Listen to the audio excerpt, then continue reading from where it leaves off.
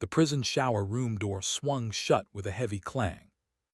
Two young inmates stood against the wall, breathing hard, looking at Mike Tyson, who was calmly hanging his towel on a hook. "We good?" Mike asked. They both nodded quickly. "We're good. We're sorry for barging in like that." But what had made these two so terrified and out of breath? Mike was about to ask when the door burst open with the same force. What drove them into that room would become clear seconds later. What happened next never made the news. And it wasn't supposed to. It was mid-afternoon in 1993, several months into Mike Tyson's sentence. He was 26 years old, finding his rhythm in the daily routines of prison life. His cell block had the 2:00 p.m. shower slot that day. Mike had finished lunch and headed back to his cell to grab his towel and soap. The shower room was one of the few places in the facility where you had any real privacy. Guards monitored the corridor outside but didn't stand inside watching. For those 10 minutes, you could almost feel like a regular person again. Showers were strictly timed. Miss it and you waited another day. Mike walked down the corridor around 2:05, towel over his shoulder, small plastic container of soap in hand. He preferred going a few minutes into the slot, let the crowd thin out, have some space. The shower room was empty when he entered. Quiet. Just water dripping from shower heads that hadn't been fully turned off, the sound echoing off yellowed tile walls. The shower room was tiled, damp, and permanently slick from years of use. Mike set his things on a bench and began his routine. He hung his towel on a hook, set his soap container nearby, started to remove his prison uniform shirt. The room was peaceful. The constant noise of the prison, shouting, metal doors clanging, guards barking orders, all of it muffled here. Just the sound of dripping water and his own breathing. Then Mike heard something different. From the corridor outside, footsteps, but not normal walking. Running fast, getting louder. Someone's running, Mike thought, pausing, in a hurry or in trouble. Before he could process which one, the shower room door exploded open with a loud bang. Two young inmates burst through, moving at full sprint. The first was white, maybe mid-20s, thin and wiry with the build of someone who'd lost weight in prison. The second was Latino, younger, early 20s, equally thin. Both had their eyes wide with fear, chests heaving. They didn't even glance at Mike. They ran straight past him toward the far corner of the room, pressing themselves against the wall between two unused shower heads, breathing hard, looking back at the door, terrified. Mike turned fully from the bench. "You guys okay?" The white kid, Jimmy, looked at Mike like he just noticed someone else was there. His mouth open but no words came out. He was trying to catch his breath, hands on his knees. The Latino kid, Louis, just shook his head rapidly, unable to speak, his whole body trembling slightly. "They're not okay," Mike thought. "They're scared, running from something." "What's going on?" Mike asked, his voice calm but firm. "Who are you running from?" Jimmy finally managed to gasp out words between breaths. "Two guys. They're after us. They're gonna." The door opened again. Not explosive this time, controlled, purposeful. Two much larger inmates stepped through, moving slowly, confidently, like they had all the time in the world because their prey had nowhere left to run. The first was Rick, white guy, early 40s, heavily muscled in that distinctive way that came from years of dedicated prison yard workouts. Thick neck, broad shoulders, arms that strained against his orange uniform. Mike knew who he was. Rick ran one of the lending operations in the facility, using intimidation to collect. Right behind Rick was Tyrone, black inmate, late 30s, just as big, just as imposing. Tyrone was Rick's main partner, his muscle, the one who did the physical enforcement when inmates couldn't or wouldn't pay. Rick's eyes went straight to Jimmy and Louis pressed against the far wall. A smile crossed his face, not friendly, predatory. "There you are," Rick said, his voice carrying clearly in the tile room. "Thought you could run from us, thought we wouldn't follow." He took a step toward them. That's when Rick's eyes shifted and he noticed Mike standing near the benches, frozen in the middle of preparing for his shower. Rick paused. His eyes met Mike's. For a moment there was recognition. Everyone in the facility knew who Mike Tyson was. But then Rick's expression hardened. He'd made a decision. Mike's presence wasn't going to stop him from finishing his business. Rick continued walking toward Jimmy and Lewis. Mike stepped away from the bench, moving to position himself between Rick and the two young inmates. Not aggressive, just there, in the way. "Hold on," Mike said, his voice calm but carrying authority. "What's going on here?" Rick stopped, annoyance flashing across his face. "This doesn't concern you, Tyson. These two owe us money. This is between us and them. Stay out of it." Tyrone moved up beside Rick, forming a united front. Both of them looking at Mike now. Both of them clearly prepared to go through him if necessary. "Looks like you're chasing people through the prison into the shower room," Mike observed, his tone still controlled. "That makes it everyone's concern."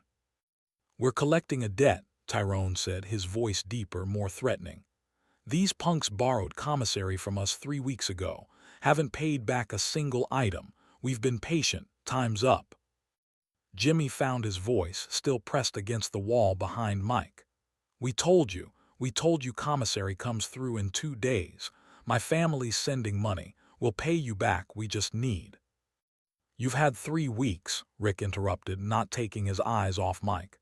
"We gave you extensions, multiple chances. You keep making excuses. This ends today." Lewis spoke up, his voice shaking. "We're not trying to cheat you. We just don't have anything right now. 2 more days, that's all we need."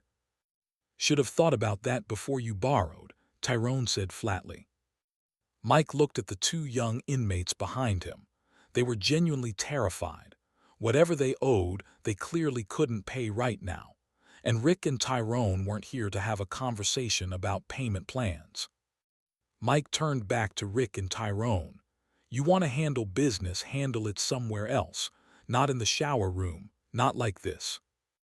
Rick's jaw tightened. "Or what, you gonna stop us?" "I'm asking you to leave," Mike replied, keeping his voice level. "Take your business out of here. Come back to it later somewhere else."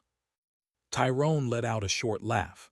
"Man, you think because you were some famous boxer outside you run things in here.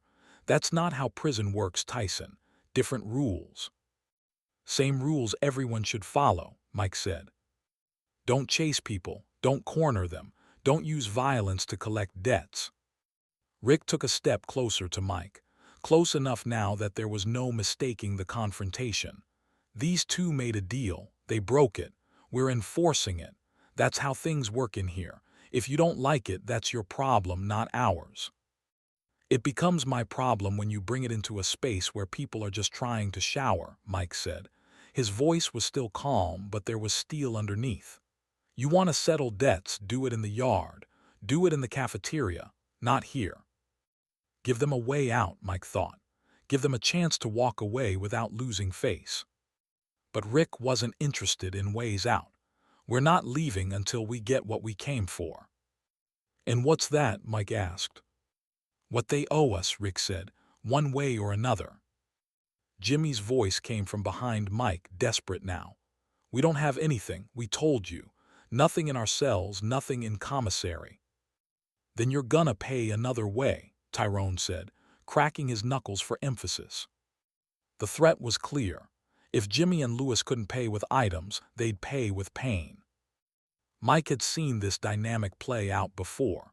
Predatory inmates targeting weaker ones, using the threat of violence to maintain control. Most people looked the other way. Getting involved meant making enemies, meant potential retaliation, meant complications. But looking the other way means letting this continue, Mike thought. Means these two get hurt. Means Rick and Tyrone keep doing this to others. "Here's what's going to happen," Mike said, his voice dropping slightly but somehow carrying more weight. "You two are going to leave. Right now. These two get their commissary in 2 days, they'll settle with you then. In the meantime, you walk away." Rick stared at Mike for a long moment. "And if we don't?" "Then you're going to have a problem you didn't expect to have today," Mike replied simply. Tyrone shifted his weight, hands coming up slightly. "You realize there's two of us, right? You and these two scared kids. That's not good math for you." "I'm aware of the numbers," Mike said calmly. Rick glanced at Tyrone, something passing between them silently, then back at Mike. "You really want to do this? Get involved in something that has nothing to do with you." "I'm making it simple," Mike said. "Leave now. Come back to this in 2 days when they can actually pay you, or don't. But you're not doing this here now like this." Rick's face flushed with anger. "You think you're tough? Think because you won some fights in a ring with rules and a referee, that means something in here. I think you should reconsider your next move very carefully," Mike replied. Rick's hands curled into fists. His posture changed, became more aggressive. "You're making a big mistake, Tyson." He took 2 quick steps forward, closing the distance between himself and Mike, clearly intending to use his size and proximity to intimidate, to make Mike back down or second-guess getting involved. A short, perfectly timed punch. The punch connected with Rick's jaw with a solid thud that echoed off the tile walls. Rick's head snapped to the side. His eyes went unfocused immediately. His forward momentum stopped like he'd hit a wall. His knees buckled and he dropped straight down to the wet tile floor, landing on his backside, then tilting slowly to the side. He wasn't unconscious. His eyes were still open, blinking slowly. But he was clearly dazed, his brain struggling to process what had just happened. The entire sequence, from Rick stepping forward to Rick on the floor, had taken maybe 2 seconds. Tyrone stared at his partner on the ground, shock clear on his face. He'd seen Rick intimidate dozens of inmates, watched people back down from him constantly. Seeing him dropped with a single punch was completely outside Tyrone's experience. Tyrone's eyes snapped back to Mike, and his hands came up in a defensive posture that quickly shifted to offensive. He was bigger than Rick, and he clearly thought his size would make a difference. He moved toward Mike, hands reaching out trying to grab, to use his weight advantage to overwhelm. Mike's left hand shot out, catching Tyrone with a punch to the solar plexus, that soft spot right below the sternum where a well-placed strike can knock all the air out of someone's lungs. The impact was controlled but effective. Tyrone's forward motion stopped instantly. His mouth opened in a gasping "oh" shape, but no sound came out. His hands went from reaching for Mike to clutching his own chest. His face showed the panic of someone who suddenly can't breathe. He stumbled backward 2 steps, then bent forward at the waist, both hands on his knees, making desperate wheezing sounds as his diaphragm tried to remember how to function. Mike stood between the 2 young inmates and the 2 collectors, his breathing unchanged, his posture relaxed. The whole confrontation, from Rick's aggressive approach to both men neutralized, had taken maybe 5 seconds total. Rick was still on the floor, propped up on one elbow, his other hand rubbing his jaw, his eyes starting to focus again but still showing confusion about what had happened. Tyrone was slowly getting small amounts of air back into his lungs, each breath a struggle, still bent over, still unable to speak or stand fully upright. Mike looked down at Rick. "I told you to leave." Rick's mouth moved, but no words came out at first. Finally, in a voice much quieter than before, You hit me." "You came at me," Mike replied simply. "I responded, now you're leaving, both of you." Tyrone was starting to breathe more normally now, though each breath still sounded painful. He straightened up slightly, one hand still on his chest, looking at Mike with new understanding. This wasn't someone you could intimidate or overpower with size. "We're going," Tyrone managed to say, his voice strained. Rick tried to get to his feet, struggled, fell back. Tyrone moved over to help him, pulling Rick up by his arm. Rick's legs were unsteady, not quite supporting his weight properly. "This isn't over," Rick said, but there was no conviction in his voice. It was the automatic response of someone who just lost but needed to save some face. "Yeah, it is," Mike replied calmly. "It's over, you're leaving. These two will settle with you in 2 days when commissary comes through. Until then, you leave them alone." Rick looked like he wanted to say something else, but Tyrone was already pulling him toward the door. They moved slowly, Rick still unsteady, Tyrone supporting him. At the door, Rick turned back one more time, looking at Mike, not with anger anymore, with something closer to respect mixed with resentment. Then they were gone, the door swinging shut behind them. The shower room was silent except for heavy breathing, Jimmy and Lewis against the wall, their fear slowly transitioning to relief and disbelief at what they just witnessed. Mike turned to look at them. "You two okay?" Jimmy nodded, unable to speak yet. Lewis managed a quiet "yeah." Mike walked back to his bench and picked up his soap. "You should shower quick and get out of here, and be smarter about who you borrow from. These lending operations, they're traps, interest rates that make it impossible to pay back. You're better off doing without." Jimmy found his voice. "Thank you, seriously thank you, nobody else would've." "Don't need the whole story," Mike interrupted, not unkindly. He turned on a shower head, testing the water temperature. "Just learn from it." "We will," Lewis said quickly. "We're really sorry for bringing that in here." "Not your fault they chased you," Mike said. "Just be careful going forward." Jimmy and Lewis moved to shower heads on the opposite wall, giving Mike space, clearly not wanting to disturb him further. They washed quickly, constantly glancing at the door as if expecting Rick and Tyrone to return. They were done in less than 5 minutes. "Thanks again," Jimmy said as they grabbed their towels. Mike just nodded, continuing his shower as if nothing unusual had happened. Was Mike right to step in? Let me know in the comments. After Jimmy and Lewis left, Mike finished his shower in peace. He took his time, let the lukewarm water run over him, washing away the tension of the confrontation. When he was done, he dried off, got dressed, and walked back to his cell like it was just another ordinary afternoon. But by dinner time, the story had started spreading through the facility. As always in prison, stories got told and retold, details shifting with each telling, the truth getting buried under layers of exaggeration and personal interpretation. Some inmates said Mike had knocked out both Rick and Tyrone in the shower room. Some said it was 3 guys, not 2. Some said Rick and Tyrone had pulled weapons. Some said Mike had used a mop handle as a weapon himself. Rick told people that Mike had attacked him and Tyrone without warning while they were just trying to talk to Jimmy and Lewis about a debt.